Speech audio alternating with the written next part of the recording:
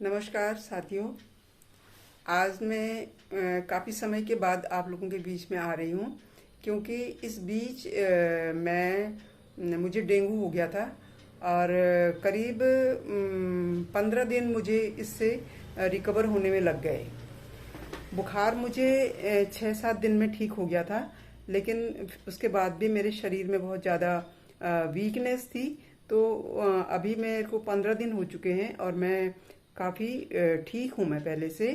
तो मैंने सोचा कि क्योंकि आजकल डेंगू बहुत ज़्यादा बहुत अधिक लोगों को हो रहा है और काफ़ी सुनने में आ रहा है, मैंने समाचारों से पढ़ा कि हॉस्पिटल में बहुत सारे लोग जो है डेंगू से भर्ती हो रखे हैं। तो मैं थोड़ा सा जो मुझ पर जो मेरे साथ हुआ तो मैं उसको आपके साथ शेयर करना चाहती हूँ कि डेंगू जो है सभी जानते हैं कि जो एक साफ पानी में एडीज नाम का जो फीमेल मच्छर होता है उसके काटने से डेंगू हो जाता है। आपको 2-3 दिन तक तो कुछ पता ही नहीं चलता। तीसरे चौथे दिन आपके शरीर में उसके जो सिम्टम होते हैं वो नज़र आते हैं। जैसे मुझे मेरे को एकदम से मेरे को बॉडी जो है टूटने लग गई थी और उसके बाद ठंड लग के मुझे बुखार आना शुरू हो गया था। तो क्योंकि डेंगू हो रहा था तो जब उसका जो हमने ब्लड टेस्ट करवाया तो उसमें मेरी जो प्लेटलेट्स थी वो गिरी हुई थी। लेकिन एक बार मैं थोड़ा घबरा गई थी, लेकिन उसके बाद फिर मुझे लगा कि नहीं, मुझे घबराना नहीं है बल्कि मुझे इससे लड़ना है। और उसके बाद मैंने भले ही क्योंकि मैंने इसके बारे में पढ़ लिया था काफ़ी और डॉक्टर की सलाह के अनुसार मैं दवाई भी ले रही थी, पैरासीटामोल ले रही थी। उसके अलावा ये मुझे डॉक्टर की सलाह ये मिली थी कि मुझे लिक्विड डाइट लेनी है।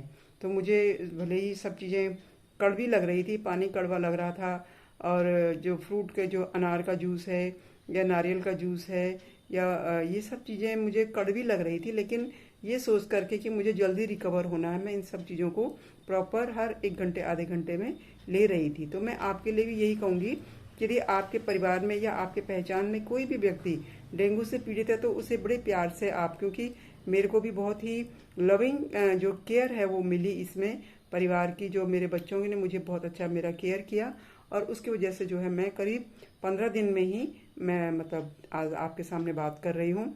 भले ही मैं अभी योगाभ्यास नहीं कर पा रही हूँ, लेकिन बहुत जल्दी में ही मुझे लगता है मुझे 1 हफ्ते का समय और चाहिए और उसके बाद मैं फिर योगाभ्यास अपना शुरू कर दूंगी आप लोगों के साथ।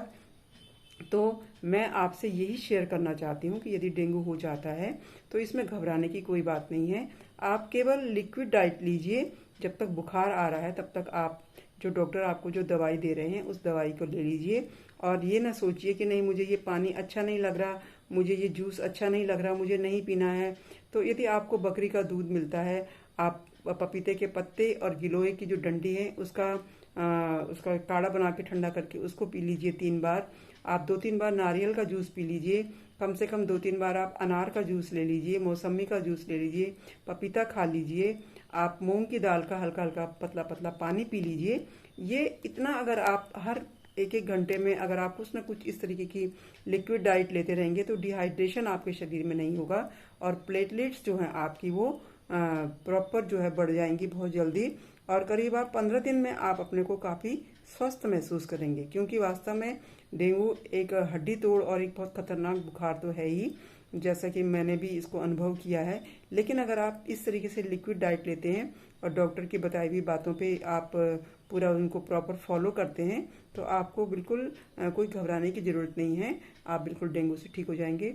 मच्छरदानी के अंदर रहिए ताकि अन्य लोग, आपको कोई और मच्छर काटे तो वो किसी दूसरे को काटेगा तो उसको भी डेंगू होने का खतरा है।